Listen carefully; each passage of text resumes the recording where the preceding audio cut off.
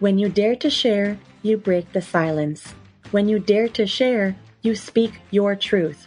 When you dare to share, you use the full strength of your voice. When you dare to share, it brings opportunity to own your story.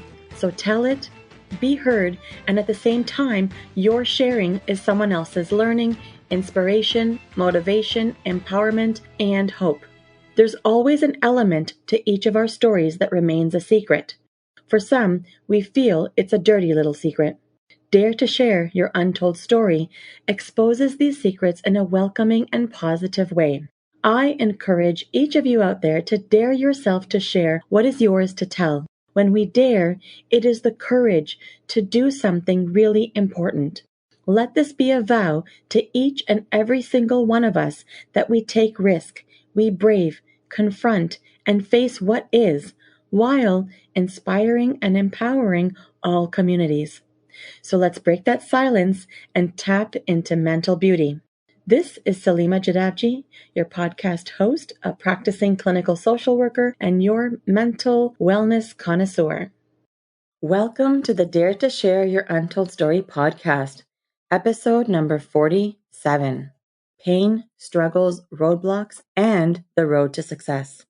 To all my fellow listeners, before we get started, I'm just dropping in a note to give you a heads up that this podcast might be emotionally triggering for you. We do invite guests onto the show who share openly about extremely difficult life moments with exposure and impact of what the struggles have been like. The intensity of each episode could have a variable impact on your emotional and mental well-being based on your own personal story. If at any point the topic becomes uncomfortable or upsetting to you in any way, please do not pressure yourself to listen. Instead, be kind to yourself, do some self-care, and perhaps give another episode a try. Today, I have the pleasure of introducing our courageous and daring guest, Brittany Langell. Brittany grew up in Toronto, Ontario, and is the eldest of 6 siblings. Brittany had dreams of becoming a teacher. She worked tirelessly to obtain 2 university degrees, one from the University of Guelph and the other one from Queen's University. Brittany now resides in Nashville, Tennessee, where her career has really taken off. Brittany began her career in substitute teaching in Bowling Green, Kentucky, to then working in procurement for a senior living company managing their healthcare contracts. Brittany presently holds the role of Director of Provider Network Development for WellPath. As well as thriving in her career, Brittany lives with her husband Benson, who is her number one supporter, and they have been together since age 16.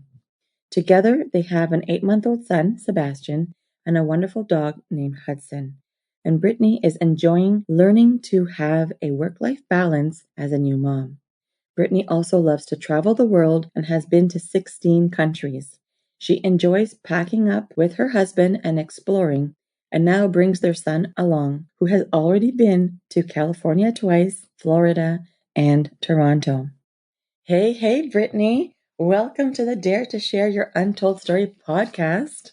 Hi there. Thanks for having me. Oh my goodness. Brittany, I am thrilled that you are on the show today. I am not just thrilled, I'm actually grateful for your readiness to tell your story. It's extremely important that we take a stance together and build that sense of community and collectively really help break barriers of mental stigma. So thank you for being here. No, thank you for having me. I'm really excited to be a guest and have the opportunity to share my story, because this is not overly talked about in our society today. And, just bringing light to this subject matter and breaking down the stigma of, mental health, and that everyone struggles from hardships, and whether they're small or large, it doesn't really matter, right? It's still mental health, and we all still need to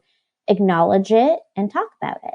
Exactly. And that's just it. And so this podcast, what I've been aiming to do is bringing forward untold stories that people go through. And as you said, whether it's a big or small story, whether it's directly about mental health or something else, one thing that we see time and time again is that no matter what the story is, there is always some impact to mental health, one's own mental health. And that's the part that people don't talk about. So I'm hoping that we can just keep allowing space for people to feel safe, to not tuck away their stories so much, that they can unleash and unveil and tell their tale. Mm-hmm. Mm-hmm. And so this platform, I'm hoping, is going to continue to serve in a way to break those barriers of mental stigma that have been conditioned in our society. And I know we've come a long way, but I still feel like we have a lot more work to do. So today, together, Miss Brittany, the mission here would be to lead by example and encourage people to share and tell what people typically have reservations for expressing. So I'm also bringing forward this trend. It's called the mental beauty rethink. Brittany, what are some of the first thoughts that you have when you hear the words the mental beauty rethink? Yeah, I actually have a few different thoughts on that. I mean, when you Mm-hmm. really break it down, beauty is in the eye of the beholder, Mm-hmm. and beauty itself is both inside and outside of us. Mm-hmm. And I think people get lost when they're going through dark times where beauty really lies. And Mm-hmm.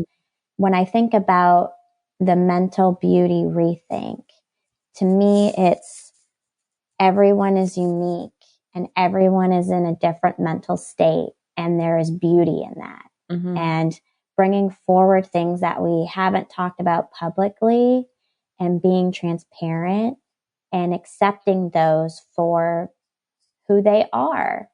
Mm-hmm. What a great and fresh perspective. I really appreciate how eloquent you were in sharing those words with what your take is on it. And now Mm-hmm. I'm feeling even more momentum to start the conversation and delve into your story. So hopefully you're ready to go there too. Yes, yes, bring it on. Bring it on. That's so awesome. Okay, Brittany, first question here. Give us the newspaper headline of how you would title your untold story. How would it read? Ooh, okay. Well, I think how my newspaper headline would read would be how a kid with all odds against her makes it to the top. Let me see if I got that. So, how a kid with all odds against her makes it to the top. Yes. Wow. Okay. Without giving away your entire story, can you just tease that out for us a little bit? What does that title mean to you? I mean, that's my entire journey wrapped up into one little title. It means that everything I went through in my life up until this point has really just made me who I am today, Mm-hmm. and has given me the strength to pull through some really dark times Mm-hmm. and get me to my goals and the place that I want to be here today. Mm-hmm. So, against all odds, eh? Yeah, I Mm-hmm. had many roadblocks in my path, and it took almost everything in me to get past them. Mm-hmm. So, I think it's time to hear about your untold story. So tell us about what your untold story is all about, the roadblocks and all the odds that you faced. I'm Yeah. curious. Whew.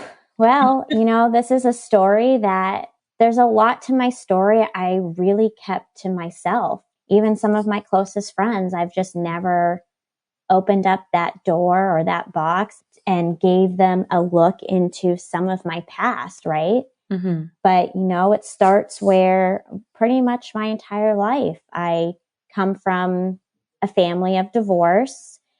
I don't know what it's like to have a two-parent home. Mm-hmm. So it pretty much started there with my upbringing and family life of living between two parents and Mm-hmm. what that looked like, the chaos and drama that constantly was present in my life, a mother who I really struggled with, and just her being as young as she was. She had me when she was 19. So there was a lot of roadblocks for her and limitations for her. And growing up with her wasn't always the best situation. And things just were hard between struggling with her and taking care of siblings to having to grow up really quickly And from there, it was a domino effect. It affected experiences not only in my home life, but then my struggles in school.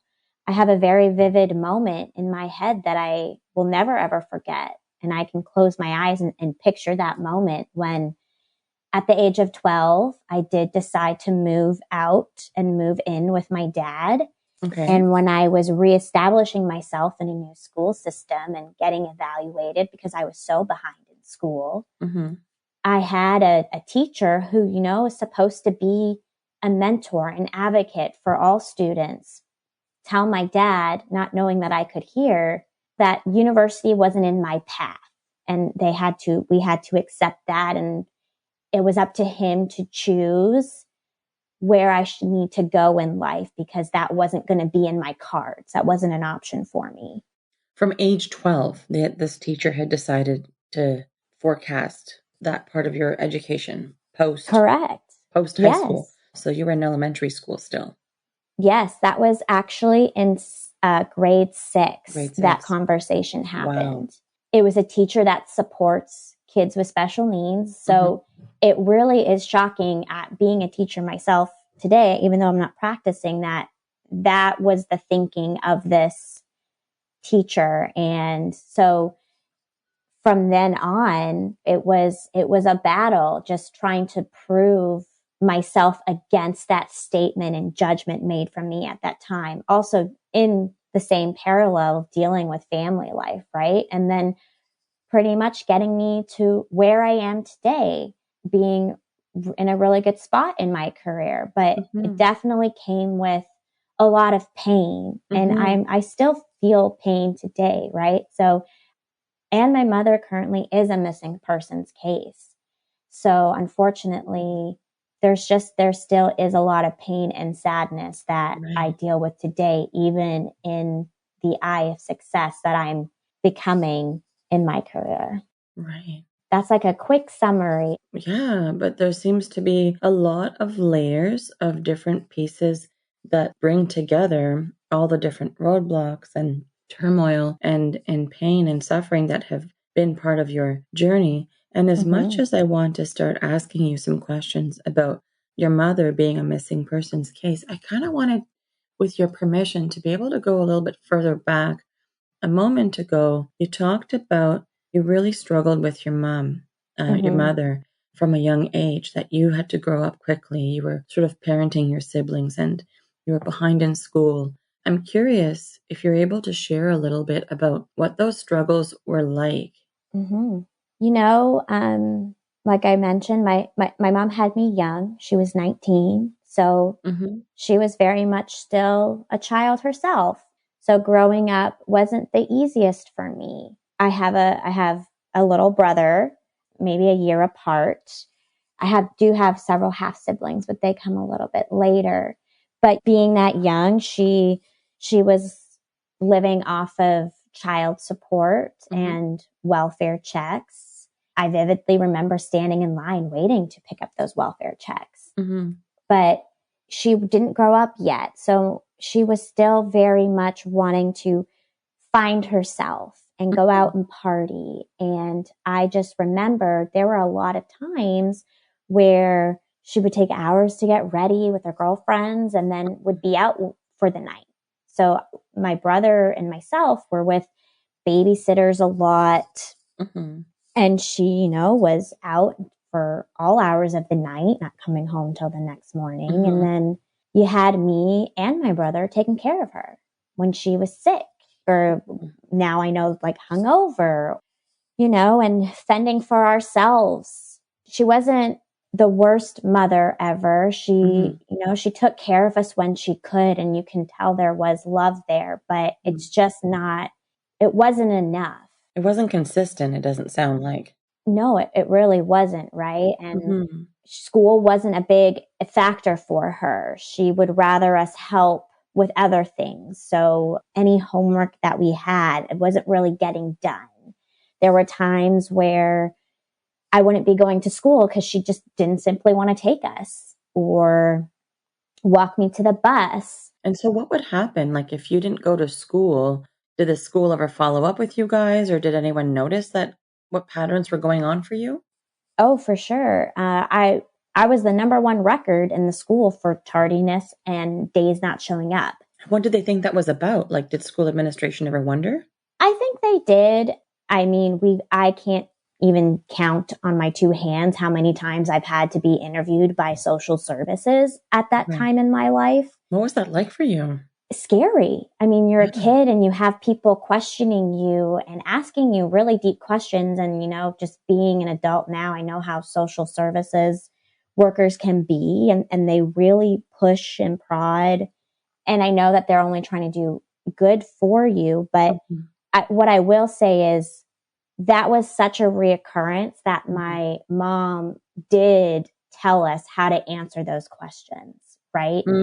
She did sit us down and say, like, these are the answers you give them. This is how you talk. This is what you say. So no matter what questions that came our way or whatever poking or prodding that they try to do with myself and my brother, pulling us out of class for those interviews, which they did at the school, they didn't get anywhere with us because we were very much trained on what to say.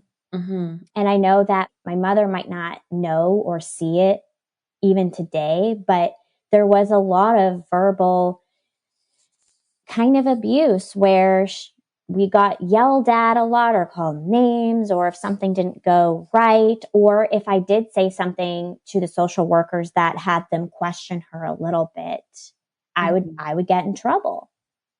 So there was that piece there as well, right? And it was always a mental game in my mind. This is my truth, right? So how I took things growing up, it was just always a mental game with her. How young were you when you feel like you could start remembering all of these pieces about like being interviewed by social services and this mental game and the verbal abuse? And it's almost like you started to perfect things like, well, if I say it this way, I'm going to get in trouble. So I've got to tweak it this way. And I have to remember what my mom told me about this so I can say it that way.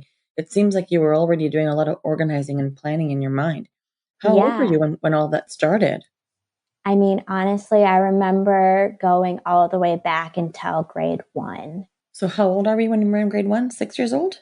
Somewhere around there, Yeah. yeah. Wow, Brittany. Just 6 years old, and this is what you remember. Yeah, yeah. I would cook for myself. There were my mom's a great cook. I'll give her that. But there were many times where we were fending for ourselves, or I remember there was one year where my father just stopped showing up. We would see him every other weekend, only that weekend. And my mom told my brother and I that he didn't want to see us. And as a child, I mean, when you have a parent telling you your other parent doesn't want to see you, that is devastating. Of course. And for me, it was even more devastating because my dad's side of the family is a completely 360. That was my outlet every other weekend to get out, to try to be somewhat of a child. And when you were with them every other week or every other weekend, them being the outlet, could they see what you were going through? Could those family members notice that there was something that you were impacted by, or that your way of life at home with your mom was affecting you? Did anyone pick up on that? I'm sure they did, but as a child, I was very good at bottling up my emotions because I knew I didn't have the time to sit there and to be sad and to dwell. It was about survival and getting through. And when they would ask me certain questions, I'd be like, I'm fine. And I would just bottle them up and put them away in a corner and try to keep them there. Never open it up. And they could see that they knew that stuff was going on. But unfortunately back then it was in the system, I guess you could say, the mother has the upper hand. I mean, it's changed today, but back then it really was, they didn't really consider keeping parents on an even playing field. It was more about the mother having the children. Right. So, like we were told that, and that was devastating to me. Right, because your dad doesn't want to see you, and you were so used to having that every other week. And I was really close with my dad, and losing that outlet. That must have been so confusing, like and conflicting for you in terms of all those internal emotions, especially if you say you were close to him. I can only imagine if you were having thoughts inside, like, what did I do wrong? Like, what happened? I thought he loved me. Like, why doesn't he want to see me? Did I do something wrong last time I was there? Like, did any thoughts like that cross your mind? Oh, yeah. I mean, I sat there nights on end crying, thinking, why me? What did I do? Is it my grades? Was it I was bad? Was it, Oh, you were thinking it was some kind of punishment. who knows, right? Like, Right. there are a lot of nights that I would sit there and think and feel extreme sadness. And being at the age that I was, didn't really know how to deal with it. And this is part of the mental game, right? Because Right. later in life, I ended up finding out that that wasn't the case at all. She actually kept him from seeing us. Right. That was a hard truth to hear, It I'm was a sure. really hard truth to realize as I got older in life, of some of the things that I would not have understood at that age. But, I had a little sister come in at the age of 7 or 8. And at that point, my mom was still going out, still wanting her life, still partying. I mean, guys coming in and out of the house. With that sister's dad, they were together for a really long time, but then they ended up separating. And that's when things really started to pick up with her going back out. And all of a sudden I was a built-in babysitter and taking care of a baby, not someone that was manageable, like a baby. And you were just 7 at the time. 7 or 8. Yep, Right. around there. Wow. And I mean, there's one night very vividly that I remember, like they didn't get home until 7 in the morning. And her friend also had a baby. So it was me with 2 babies and my brother. Oh my goodness. So I didn't know how to be a child. I didn't know how to function and play because there was always some sort of what's next? What do I have to do? Who do I have to take care of? And that didn't leave any room for school. I mean, I was lucky in the sense where school was my path for an outlet. If it wasn't my dad's, I always wanted to be at school. That was my happy place. Right. I tried to join teams, but my mom wouldn't let me because that means I would have to be at school after hours, and she just didn't want to come pick me up after hours. I remember specifically I wanted to go to a friend's house for lunch, and she told me no, and I couldn't understand why. So I was a very trusted student with a lot of the teachers. So when I didn't have a note, but I told them, my mom said yes because I lied, they let me go. And oh my gosh, I don't know how she found out, but the trouble I was in for that was huge. And yeah, I lied. I was a kid, but at the same time, it's the struggle of I was so kept in this box and trying to. You just wanted to get out and have some fun. You just wanted to connect. Yes, not be a parent at such a young age. Yeah. You just wanted to be your age and be around other like-minded young people, your peers, have friendships. There were so many nights where I would sit there and just not understand why I'm in the situation I'm in, or I just wanted to run away, or the pain that I would be sitting there feeling because, like I just thought there was never a moment in time where I could please her. Right. I'm curious, Brittany. That's a lot that happened when you were young, and all of these things that you've shared have all happened before you moved to be with your dad. I think you told me you were 12 years old when you moved to live with your father, right? Right. So I'm just curious that even after you moved in with your father, what was the role of your mom or your mother in your life? Did things started to simmer down? And did the interactions change since you didn't have to be there to be the parent anymore? Or did she interact with you in any other way? Did her role in your life change at all once you moved to your father? It did a little bit. It's taken me up to this point in my life to accept where things are with her. I was never able to cut her out. Mm-hmm. I was never able to stand up for myself to her. And after I moved in with my dad, she cut me out of her life. She was so angry with me, Mm-hmm. And didn't talk to me probably for a year. Wanted nothing to do with me because Mm-hmm. she just couldn't believe that I left. Mm-hmm. And she's done that my whole life, where she would cut me out and bring me back and cut me out again. It's happened, gosh, more times than I can count. But like a repeat offense where your mom has this go-to behavior, this go-to thing. Yes. Where it's like, I'm going to cut you out. I'm upset with you. That's your punishment. But then I need you. I want to talk to you. Mm-hmm. And your perfectionism and people-pleasing piece that was emerging within you from a young child kind of engaged with her rhythm. Oh, yeah. And that was her role. That's the role she established, was coming in and out. But she made sure to stay on the hook somehow. So she would call the house and scream at me for an hour and call me every name in the book and hang up.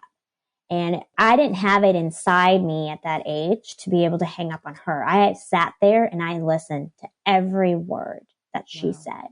And they weren't very nice words. So when you're in your prime tweens and teens, that is a huge impact to have a parent display that type of behavior to you. And she didn't make it to anything. I mean, I have a stepmother who has been more of a mother figure to me than she has been. I mean, my stepmother has made it to all my graduations, including grade 8 and both degrees.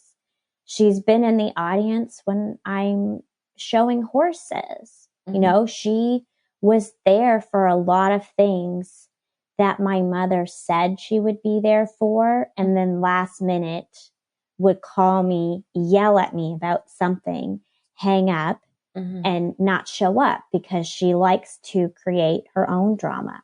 My life with her in it is constantly chaos and destruction and pain. And that's the relationship that we have. Wow. And so that's how it continued on, like a yo-yo. Yep. Just a cycle that just kept going. Just a cycle that kept going. Were there any other roadblocks that you remember growing up that sort of were part of your journey in sort of getting you to where you are today? Yeah. Because my mother wasn't a huge advocate for school, that wasn't her first priority for us, I fell really behind. I was several reading levels behind my actual grade. I was struggling in every subject because I didn't have the help other than at school to excel in anything education. So at that point, I started to be taken out of class and put in a special needs class. And I got bullied really bad for that. Every topic, I was being pulled out in front of the entire class, every subject, and put into a different class, and that separation.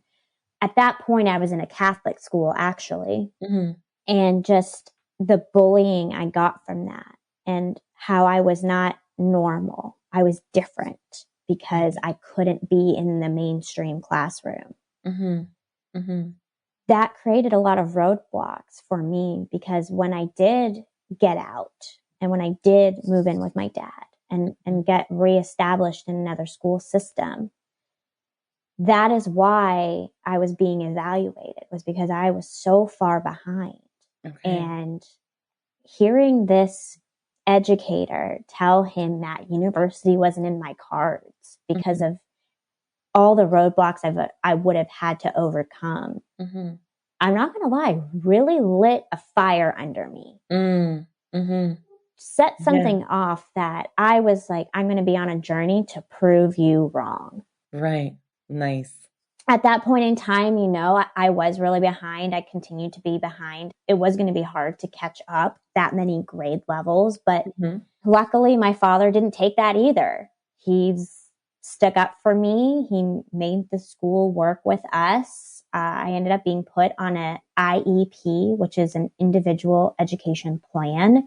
So it keeps students in the classroom and not taken out. So people can't see that you're being taken out of the classroom. Things just get adjusted behind the scenes. Right. But those are still a lot of roadblocks for me, right? Of course. A lot of things I don't share. Like, this is something I never shared, but this is where my perfectionism really kicked in. Because even if I got a B plus on a report card, I would beat myself up and cry, and I was devastated. And my dad hated report card time because if I didn't get straight A's, it was not a good thing. Like, I would come home and it would take a week for me to recover and be okay with the B pluses, which really isn't that bad of a grade. Right. Especially the progress that you had made and the efforts you were putting in and your dedicated time and working hard to make a comeback. Yeah. But you were so hard on yourself. Yep. Wow. That's a lot of roadblocks, a lot of struggles, right from just even your elementary time period, like your elementary school time period. Oh, yeah. So many struggles that you had to face. Yep. And in between working on school and trying to catch up and trying to be the person that I want to be, I still had a struggle in the family life. I still was in so much pain because I had a mother who either wasn't talking to me that year. Yeah, she kept coming and going. So I'm sure you were walking on eggshells from time to time, not sure when she was going to show up. Yeah. Yeah. It was like my dad was, well, are you going to see her this weekend? Or are we not talking again?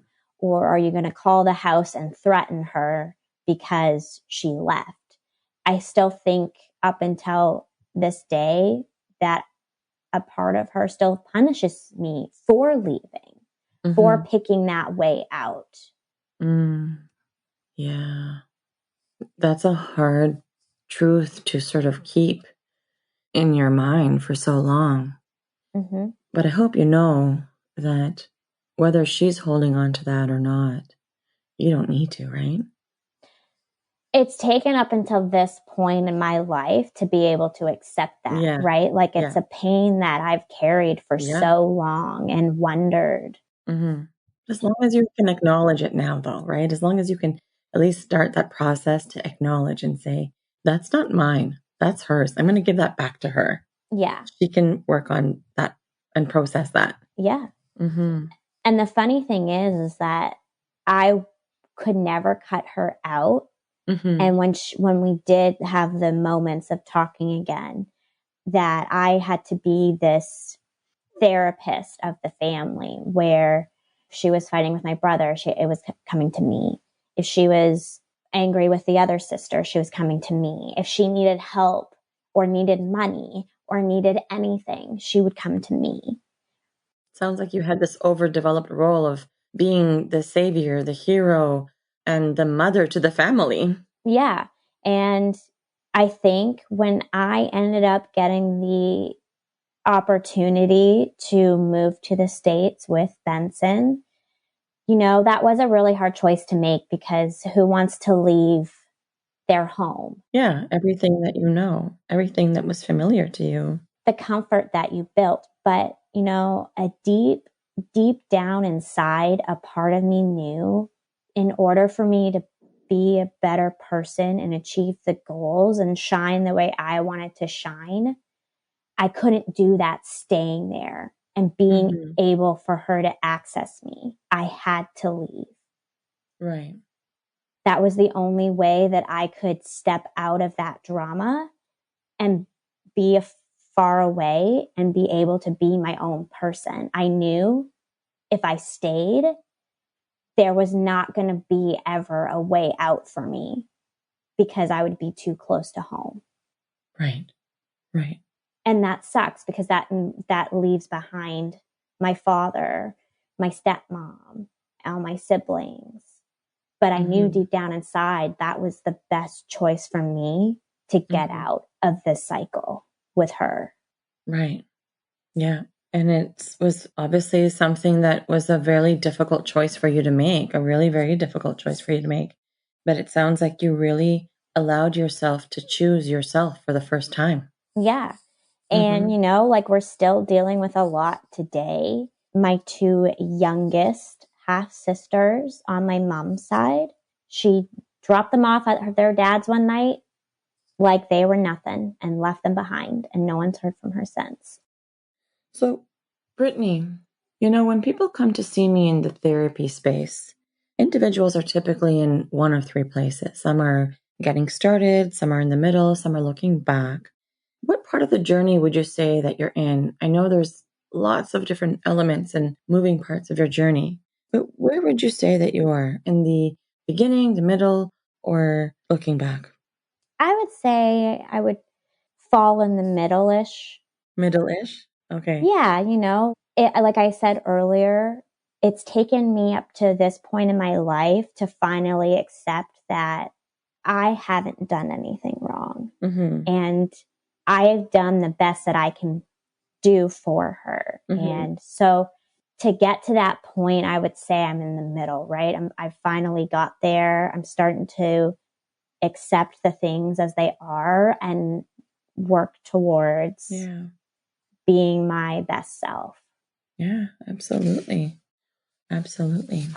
And so, I'm a little curious. I mean, we've talked about a lot of things and you've mentioned a number of things, but if we were to look or zone in a little bit further on how your mental health was affected at any point in this journey, I know that you've mentioned having a roller coaster of emotions, having those really like intense experiences of certain emotions, and some of them being really high and low, and even questioning yourself and that emerging perfectionism.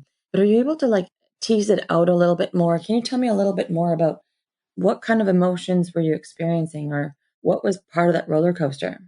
Yeah. I mean, I've had really high highs of happiness and really low lows of darkness. And I had happy moments with my mom. There's no doubt about it, of course. And I still will always have love for her, but there were times of huge happiness where those moments were great, or I was with my father.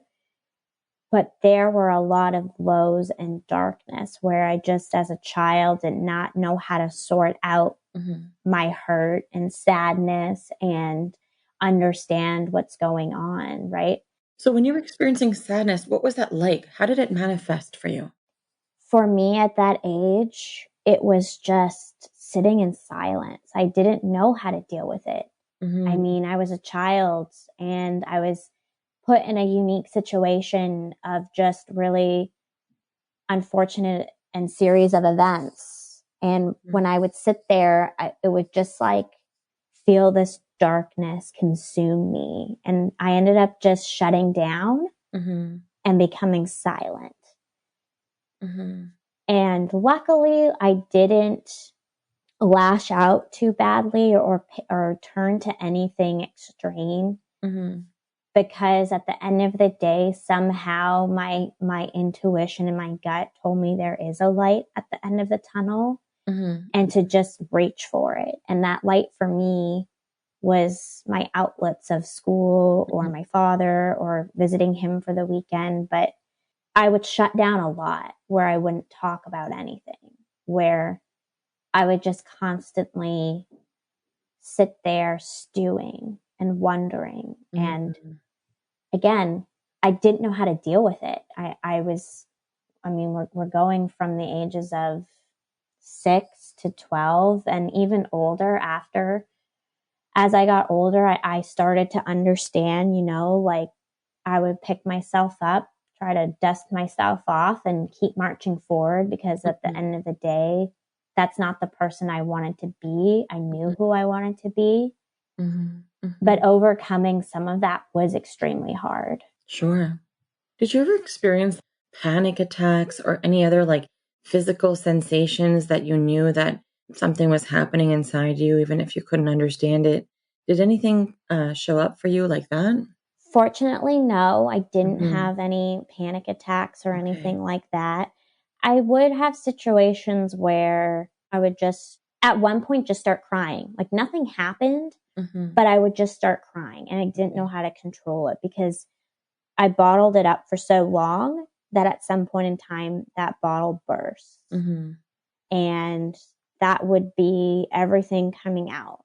Mm-hmm. Mm-hmm. And I only would do that once in a while. And it was like at my peak where I had my aunt, who was a significant figure in my life as a mom, and my dad, who finally, just asked me, "Oh, are you okay?" And I just couldn't bottle it up anymore and just would have a little bit of a crying breakdown. And that was my way of dealing with that and getting it out. But I mastered as a child how to put everything in a box and hide the box and keep it back there and never look at it. Right. So you mastered this box, but it also sounds like your dad's sister, your aunt, was someone you felt really safe with. So it seems like she showed enough compassion that you allowed yourself opportunity to receive compassion and feel compassion for yourself. That could have been one of the reasons why the bottle broke, right? Right. Finally, there's a safe place. You were all warmed up and ready, and it just all came out. My dad and I lived with my aunt when I first moved in with him, and it was her family and my three cousins and me and my dad and then my grandmother. And my aunt and my grandmother were the closest thing I had to a mother other than my stepmom. And when we were living with them, I was super close. I am super close with both of them. Unfortunately, my grandmother did pass away a couple of years ago, but those two figures helped me become the woman I am today. Right. And you're right. They probably made me feel a sense of safety where I could sit down with them and tell them things and not feel judgment or feel like I was doing anything wrong. Right, that you'd be punished. Yeah. Exactly. Mm-hmm. Like they were my rock and Yes. the best person I could look up to. Right. It sounds like they were pillars of strength for you. They were the light for me Yeah. at the end of my tunnel of darkness. Wow. So, Brittany, what would be your key message to the listeners of the show? What is really important for you to convey to them today? Yeah. Everyone has hardships in life. Everyone struggles. But I guess for me, the message would be, it doesn't matter where you come from. What matters is where you want to go. And where you are going is really up to you. There are a lot of people in this world that would be in my situation or even worse situations. And we get stuck in this cycle. But if you want that chance, it's yours and you can take it. And does it take a lot of work? Yes. And are people going to tell you're going to fail? Yes. But if you deep down inside know that's what you want or know who you want to be, don't listen to who says you're going to fail. Just keep reaching for your goals. That's right. Don't listen to the others. You got to find your own voice and really connect with that voice and then focus and zone right in on it, right? Right. It's a really powerful message. Yeah, there will be tough moments. Yeah. But if you keep focused, it's hard work, blood, sweat, and tears. At some point, we all go through the trenches of darkness. It's just figuring out how to get out. Right. But you're living proof of that. Yeah. Yeah. I mean, I am. It's taken, though, a lot of reflection and going through my pain, though. If I didn't go through it and feel it, I wouldn't be who I am today. Right. So that's another message. Reflect. Go through your pain. Feel it. Move through it. People feel like it's not okay to feel sad or to feel like they're lonely or there's no way out. And it really is okay to feel a huge amount of sadness. to be in the dark sometimes. Yeah. You just got to learn that you do have somebody out there vouching for you, and there's always someone you can talk to. Absolutely. Absolutely. Mm-hmm. So, Brittany, what would you say if we're talking about that game-changing inspiration that might have been part of your untold story? What would you say was that inspiration that really reflects your untold story? That thing, that pivotal moment, or that pivotal thing, or that reminder, or whatever it would be that reflects your untold story. What would that have been for you? Like for some people, they'll tell me about a quote or a book or an event or something or a person. For you, what would that have been? You know, for me, mine is a little bit of a harsh truth and reality. Okay. But for me is that, you know, my mother had her limitations and I had my own, but I wanted to be my own person. I wanted to be a better person and shine the way that I wanted to shine. And somehow, as a kid that had to grow up really quickly, somehow inside of me, I knew that the life that she lived is not the life I wanted to live. And she gave me that drive to be better. And I learned so much what she couldn't give me to what I needed. So it is a bit of a harsh truth to say it that way, but you know, that is my perspective and my own truth. And I know, I just remember thinking that life was not for me. I can do better. I need to do better. Right. It seems like it was internal inspiration in a way, right? When you're saying that life is not for me. This life is not for me. I'm meant to have more. I'm meant to be better. And it sounds like you're living proof of that. It's like this idea was etched inside your mind, in your mindset.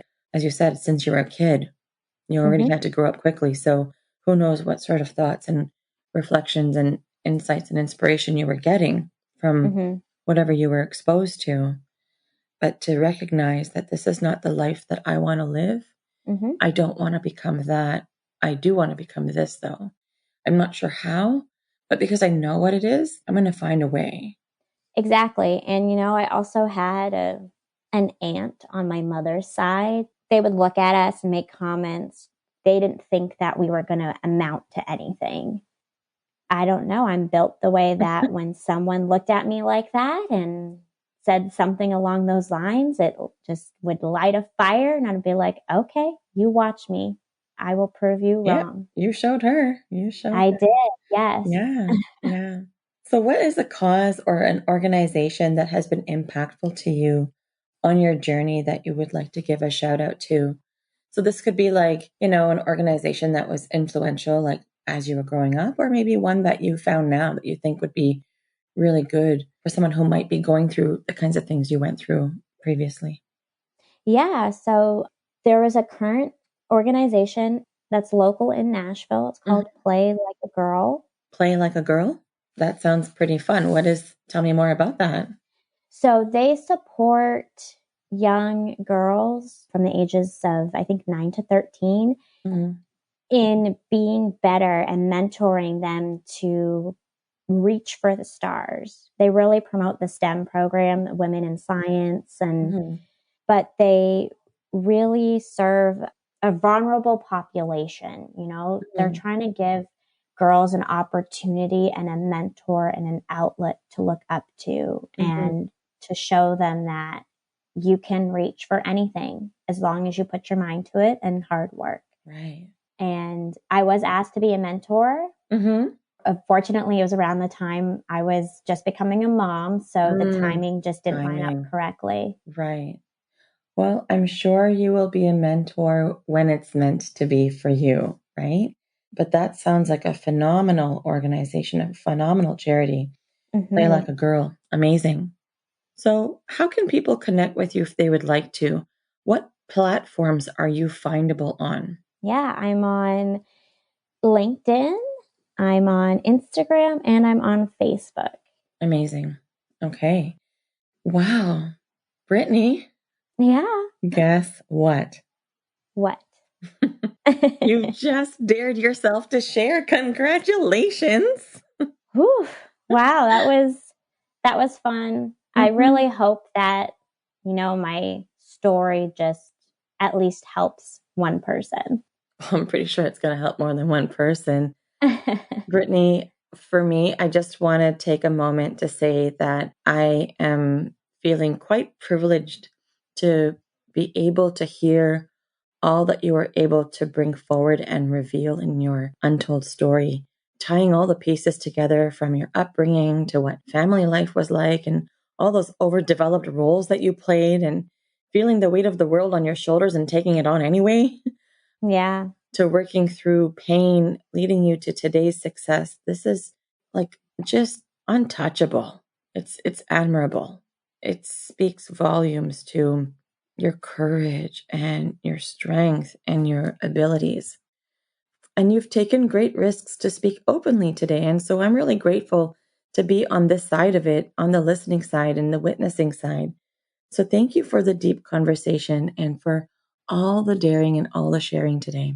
No, thank you so much for having me. It's been a real pleasure to get to talk to you. The pleasure is mine. And once again, Brittany, thank you for being part of Dare to Share Your Untold Story and helping to be a voice in breaking down the barriers of mental stigma.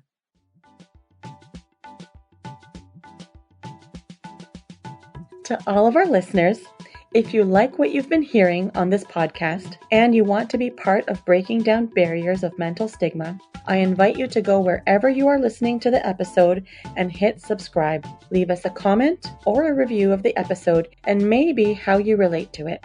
To learn more about what we offer, visit www.daretoheal.co. And if you are feeling ready and brave to share, please submit your story by visiting www.daretoshare.co. Thanks for joining in.